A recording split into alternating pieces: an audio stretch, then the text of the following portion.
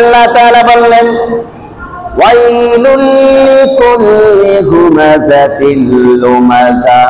আল্লাহ তাআলা বললেন ধ্বংস হোক ওই লোকগুলা যারা মানুষের সামনাসামনি হোক পিছনে হোক মানুষের নিন্দা করে অপমান করে। এই মানুষের জন্য আল্লাহ তাআলা ধ্বংসের কথা বলা হয়েছে। কারণ আমাদের সমাজের মানুষগুলা দেখা যায় মানুষকে অপমান করতে নিন্দা করতে একবারও দ্বিধাদ্বন্দ্ব হয় না। তিনি চিন্তা করেন না আমি একজন মানুষকে অপমান করলাম, নিন্দা করলাম, নিন্দা করার কারণে যদি তার কোনো ক্ষতি হয়ে যায় তিনি লজ্জিত হয়ে যায়। আল্লাহ তাআলা এই সহ্য করতে পারেন না, কারণ তার বান্দাকে যদি কেউ নিন্দা করে, কেউ যদি লজ্জিত করে, অপমান করে, আল্লাহ তাআলা তার জন্য অভিশাপ দিয়েছেন। বললেন ওয়াইলুল লিকুল্লি হুমাযাতিল লুমাযা। আল্লাহ বললেন ধ্বংস ওই সমস্ত মানুষ সামনাসামনি পিছনে নিন্দা করে অপমান করে। এই এক শ্রেণীর কথা আল্লাহ তাআলা ধ্বংসের কথা বলা হয়েছে।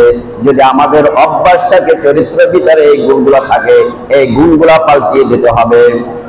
2 নম্বর আল্লাহ তাআলা বললেন সূরা যারিয়াতের ভিতরে 10 নম্বর আয়াতের ভিতরে আল্লাহ বললেন কুতিলাল খারাসুন। আল্লাহ তাআলা বললেন ধ্বংস হোক যারা শুধু অনুমানের উপর ভিত্তি করা কথা বলে। অনেকে আছে অনুমান করে কথা বলে, কিন্তু এটা তিনি সরাসরি জানেন না যে এটা সত্য না মিথ্যা, যাচাই বাছাই করেন না, কিন্তু অনুমান করে কথা বলে। আল্লাহ তাআলা তাদের প্রতি ধ্বংসের কথা বলেছেন। কোনো অনুমান করে কোনো কথা বলা যাবে না। তুমি এক কান থেকে শুনেছ, তুমি ওইটা অনুমান করে তুমি একজন মানুষের উপর একটা মিথ্যা অপবাদ চাপিয়ে দিলা, তুমি মানুষকে হাও প্রতিপন্ন করলা, ওই মানুষটাকে লাঞ্ছিত করলা, ওই মানুষটার পিছনে বিবাদ দিয়ে বেড়াইলা, সকল করে বেড়াইলা।